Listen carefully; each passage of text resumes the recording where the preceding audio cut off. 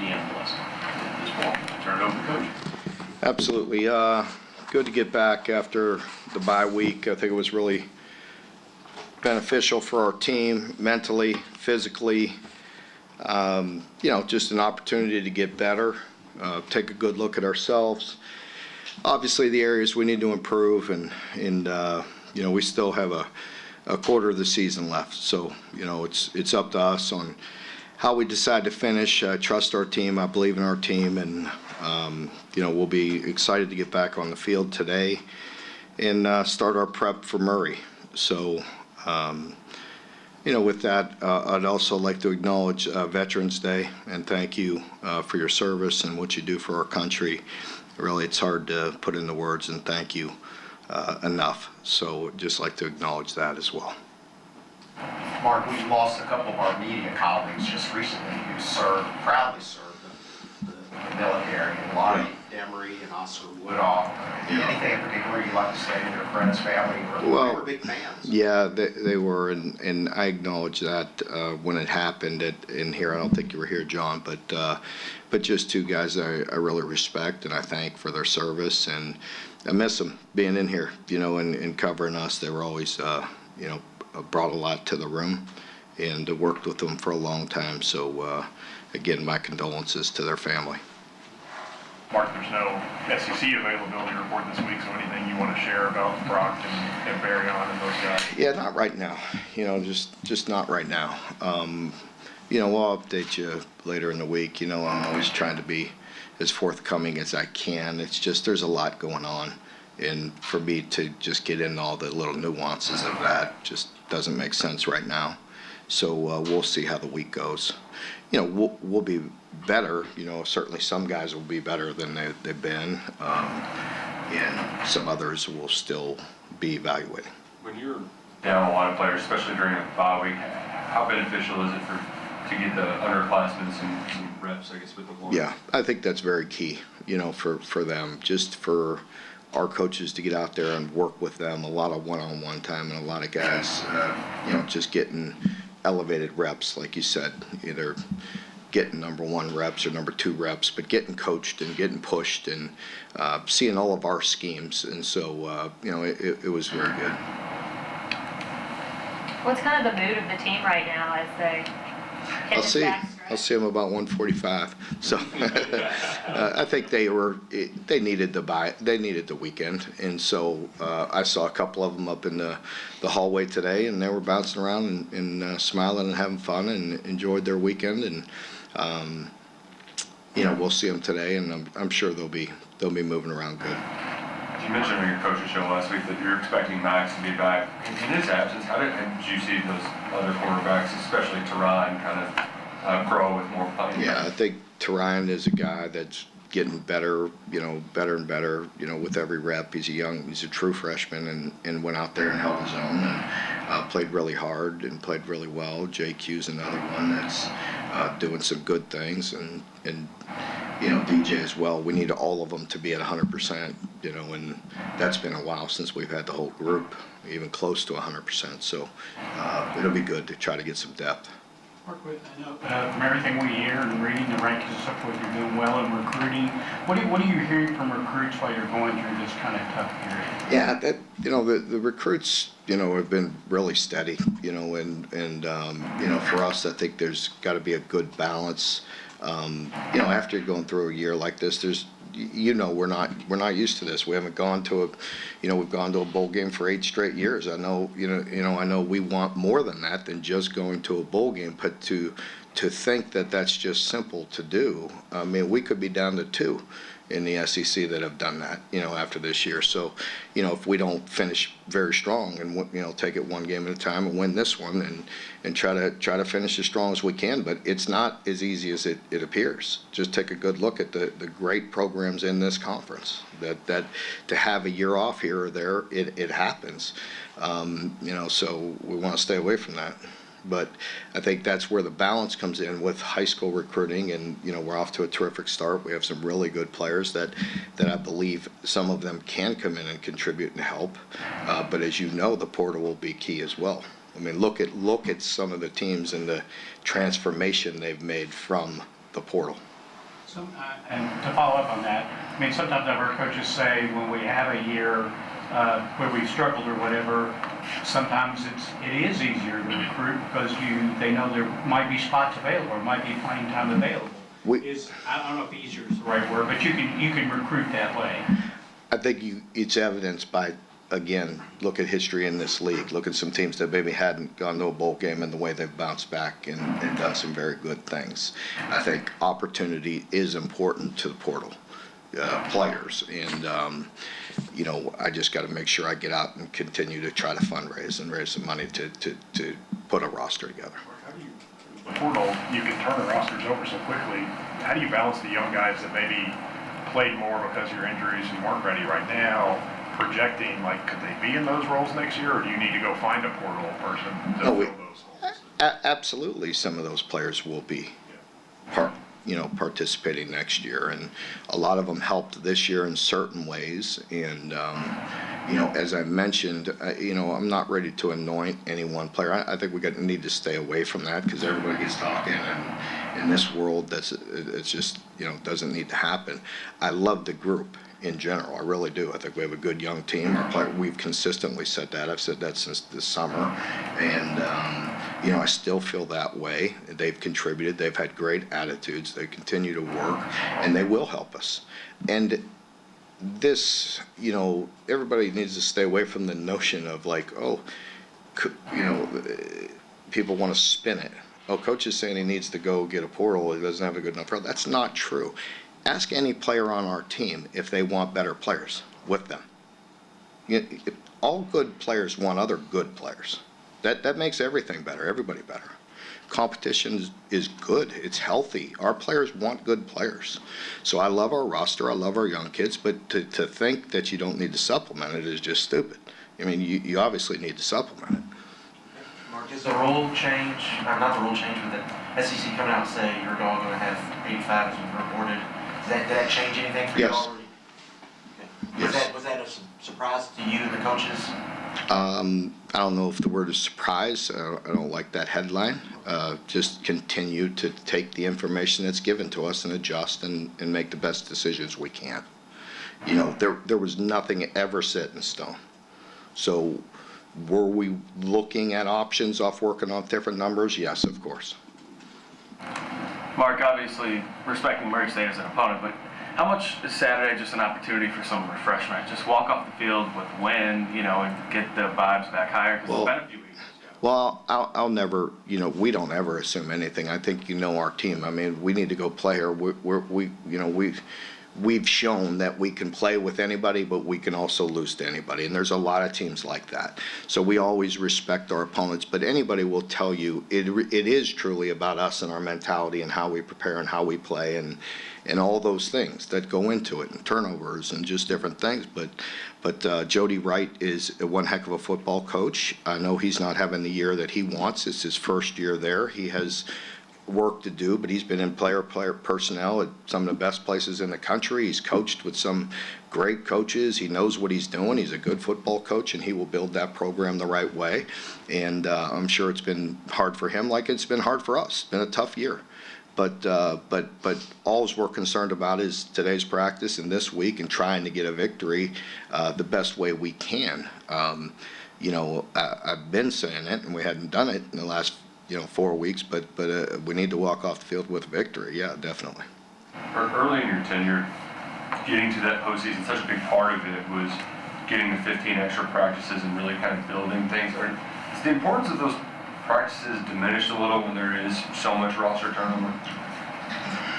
Yes and no. That's a hard question. To say that, if I said that, then that's not true, because it is, maybe to certain players, but to the overall, to the big picture, things change quickly. And again, that's they're both equally as important. I think, building the right roster is extremely important, but continuing to develop your young players is always important. Mark, from the Auburn game in Tennessee, what progression did you see in that? Just confidence in reps. He still will have a play that'll stick out that, maybe, he wished he could do it over. But again, he's playing some very good players. He's playing good guys that give a lot of people problems. So he's getting very valuable experience in understanding what it takes. He has the right mindset, he has the right mentality, and that's what you like, and he has the ability. So we just got to continue to bring him along. Mark, you mentioned the fundraising part of it, which is just a reality these days in football. Is that harder when you go through a season that maybe hasn't hit your standards yet, or is it? I hope it sparks. I've seen it at other SEC institutions that spark it, and I really want to stay away from that, because I really get tired of it. I don't want to be like I'm whining or I'm crying or I need, it is reality. I hope we all understand that, right? I mean, it is true reality. Like you have to have dollars. When you have somebody as talented as Harrison go out, not be available for so many weeks, there's an obvious domino effect with the rest of the team. When he's back, is it just a matter of plug and play, or what type of adjustments? He's been working his way into it, obviously non-contact and off the side, and last week was working his way in with no contact, and so he's a guy with so many snaps under his belt, and he has been, working on running, conditioning, footwork. He's been doing that, and then last week doing football drills. So hopefully he could be, near or close to 100%. Mark, as you mentioned, you've shown you can play with anybody. You beat Ole Miss at Ole Miss. What Ole Miss did to Georgia on Saturday. As a coach, is that something you tell your team, remind your team, or do they pretty much know that? Or I think they pretty much know that, but I mean, I don't need it for motivation. But as we talk today, again, it'll be part of the choice we make how we finish this season. Mark, there's been I think Texas Tech, LSU, Texas, there's a lot of these schools where fans are throwing trash on the field after a call they don't like. Have you ever been you've seen a lot of football, you ever been in a game where there's stuff thrown around and I don't think so, no. What do you think about that entering the game though, where the fans are trying to get more involved that way? Yeah, it's I think any coach, any player, anybody participating does not want to see that. I mean, I don't want to point out any school. I really don't know who you're talking about from this past weekend. I didn't see every game or anything, but I think anybody will tell you that they don't want any part of that. Back when I was an athletic director, I did work once in a while the Browns games on Sunday. That was in the old stadium when they had the dog pound, and they threw some crazy stuff in there too. So that was the last time I saw that. I think they used to throw batteries and snowballs and crazy stuff. I think on a radio show last week, maybe Joey, maybe not. Somebody asked you about Jacob Coway, and you said, I don't want to talk about it because I don't want to. But in reality, is that something you have to think about? Yeah, but they see him anyway. They watch him in warm-ups. So, I mean, yeah, it's reality. I mean, we all got to protect our players as best we can. We've been fortunate, I mean, we lose guys, but we've been relatively fortunate. But that's not to say we've lost guys that have chosen to go and try to get reps right away, then stay and maybe play a year or two later. I think that development, part of it, cost us a bit this year. There were some guys that I thought, just if I asked them point blank, are you ready to play? They'd say absolutely not, but they're going to go somewhere else. I'm like, well, then stay here and work and get better and continue to grind. And I think, definitely that part of it, may hurt you. It has hurt us. But we've been able to keep, normally our tier 1 guys, for the most part, and, hopefully we'll continue to do that. Mark, how do you feel about Gavin and about Cutter this week if Brock is out? How do you feel about each of them and how they're doing? Well, we have confidence in both of those guys. But we'll see how the week progresses. Normally during bye weeks, you get a chance to watch a few football games. Were you able to? Yeah, I definitely watched a few games. There were some games that were hard not to watch. Right, there were some pretty good games, and I had an opportunity to watch some of that. Yeah. What stood out to you? There was a lot of my friends playing, so I'll just keep it tight to the vest, So, but I mean, there was some good football, and what does stand out in our league is how challenging it is, and us, I think, you hear that and people talk about it, but I mean, try living it. it's pretty difficult, and I think some coaches, you see some great coaches at some great institutions, and you see a lot of people in our league, and it's tough. With regard to this season, I think I've heard you say, I don't want to misquote you, you've been disappointed but not defeated. Correct. And I know you don't pay a whole lot of attention to this, but there's a lot of chatter out there, or speculation, innuendo, whatever. People are saying that, hey, you've had enough, you're going to step down at the end of the year, chuck it all, and enjoy life. Can you put those Now groups to that rest? is very briefly, 0% chance I do that. So, next question, go ahead, John. Yeah, when you're, back to what John was asking, when you're watching a game on a bye week, when you're just watching football, do you watch it from a coach's standpoint, or are you looking for plays or stuff, or do you want to just separate yourself and No, definitely. Enjoy an adult beverage and watch it. Well, maybe enjoy an adult beverage, but still learning, still watching the game.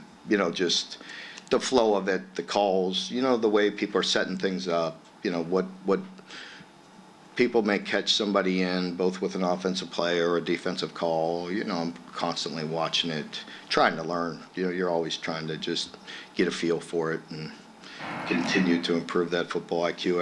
I encourage our players to do that. Just constantly watch, when they're watching ball, just, take in the football IQ piece.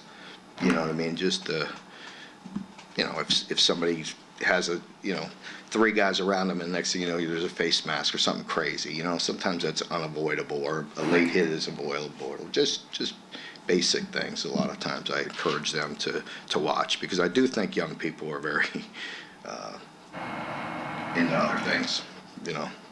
Mark, given the level of competition, I thought the first quarter at Tennessee was the best the Kentucky offense had looked.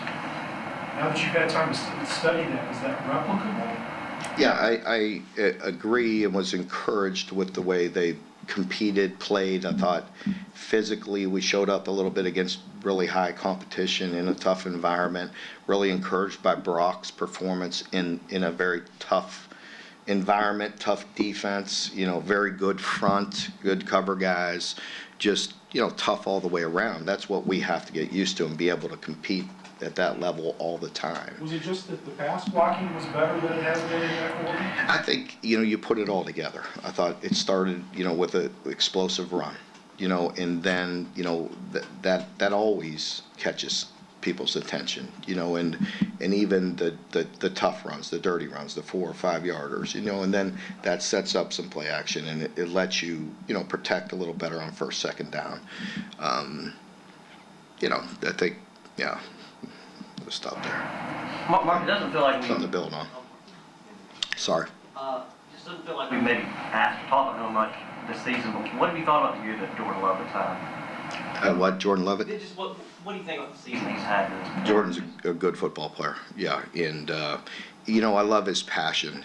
He cares a great deal, and just like anybody that plays the game, you're going to have some high moments and some low moments, and make some mistakes, and if he makes a mistake in a critical moment, it eats him up, and you appreciate that, that caring and that passion, because he does a lot of good things, and he really cares about his teammates and how he plays for all of us. What was it about the Tennessee game that was the game you all finally decided to just give Jamari on the ball and over and over and over again? I think that there's been a lead up to it. Who was it prior to Tennessee? Auburn. I think we had some plays for him. We didn't, we didn't play very well, as you know, in that game across the board, and so not so much on him, but maybe some design runs and some plays and some things we had specifically for him we kind of got out of. But in this next game, it was a bit intentional. I wanted to continue to see him get the ball, and sometimes we're going to have to learn on the run a little bit with some of that, because he definitely has some talent that can make people miss and play at a very high level, but there's still growth to have there. And again, that's not like like all of our players. There's a lot. All of our players got to continue to grow and get better. Mark, on the RPO, you guys are leading the SEC in total yards per attempt, but you average the least amount of RPOs. Is that something you guys are looking at putting in more for some more success rates, both passing and running? I think that's more that, yes, we have to get better at it as well when we, whether it's the reads or whether it's the scheme or how we set it up, but, yeah, I'm not sure your information is exactly like ours, but you know what I mean? Because people don't always know what we have played and called and what we check to and what we do and all that. So, but yeah, it's definitely something that we need to take advantage of, especially when you're running the ball well. All right, everybody good? Good. Thank you.